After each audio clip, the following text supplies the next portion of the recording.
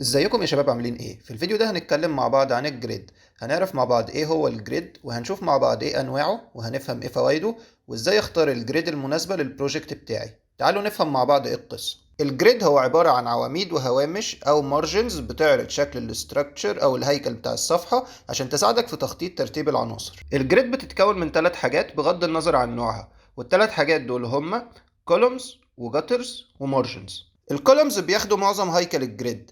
كل العناصر والمحتوى اللي متصممة بتدخل جوه الكولوم، وعشان يبقى الجريد مرن مع أي شاشة بغض النظر عن حجمها، من الأفضل إن عرض الكولوم يتعرف بالبرسنتج بدل ما يتعرف برقم ثابت.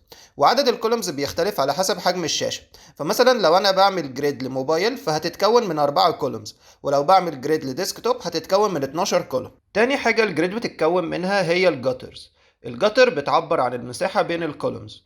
عرض الجتر بيتعرف برقم ثابت وبيبقى قابل للتغيير على حسب البريك بوينت. يعني مثلا الجترز العريضة بتبقى مناسبة أكتر لو أنا شغال على ديسكتوب، على عكس الموبايل الجترز الرفيعة بتناسبه أكتر عشان حجم الشاشة بيبقى صغير. وآخر حاجة هي المارجنز. المارجنز هي هوامش الشاشة على اليمين والشمال، والمارجنز بتبقى فاضية ما ينفعش إن أنا أحط فيها محتوى، ومساحتها ممكن تتعرف برقم ثابت أو برسنتج على حسب حجم الشاشة. الجريد بتتقسم لثلاث أنواع. أول نوع هو الهيراركيكال جريد، تاني نوع هو الكولوم جريد، وتالت نوع هو الموديولر جريد. تعالوا نشوف مع بعض ايه الفرق. الهيراركيكال جريد بتتكون من عمودين: عمود كبير بيبرز أهم حاجة أنا عايز أظهرها وألفت انتباه المستخدم ليها، وعمود صغير بيعرض الحاجات الثانوية. وزي ما احنا شايفين في الصورة، العمود الكبير اللي على الشمال بيعرض القصص المهمة عشان يلفت الانتباه، والعمود الصغير على اليمين بيعرض القصص الثانوية اللي الاهتمام بيها قليل. تاني نوع هو الكولوم جريد. الكولوم جريد بتبقى عبارة عن مجموعة عواميد عددها بيختلف على حسب حجم الشاشة، وجوه كل عمود بيبقى فيه المحتوى أو العناصر. فمثلا زي السايت ده بيتكون من 4 عواميد، وجوه كل عمود فيه العناصر.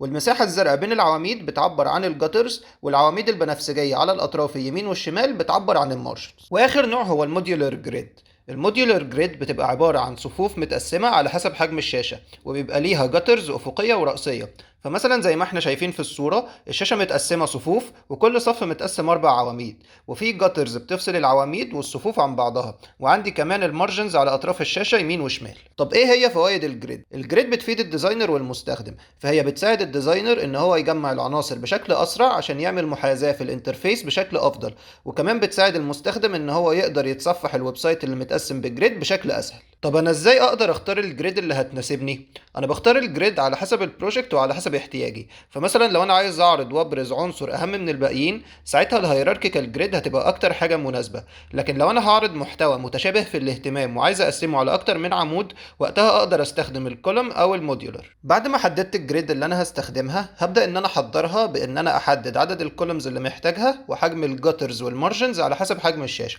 فلو انت هتستخدم ديسكتوب او لابتوب، هتحتاج ان انت تستخدم 12 كولوم، وعدد الكولومز بيقل كل ما حجم الشاشه بيصغر. وخليك دايما فاكر ان احنا بنحط المحتوى جوه الكولومز مش جوه الجاتر.